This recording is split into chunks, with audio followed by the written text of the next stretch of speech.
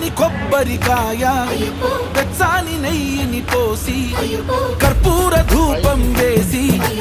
ఇష్టంగా ఇరుముడి కడతాం. నువ్వు ఎత్తుకుంటే చాలు ఎన్ని పూనకాలు కంఠమెత్తి పాడుకోగా కన్ని స్వామి కదిలిరాగా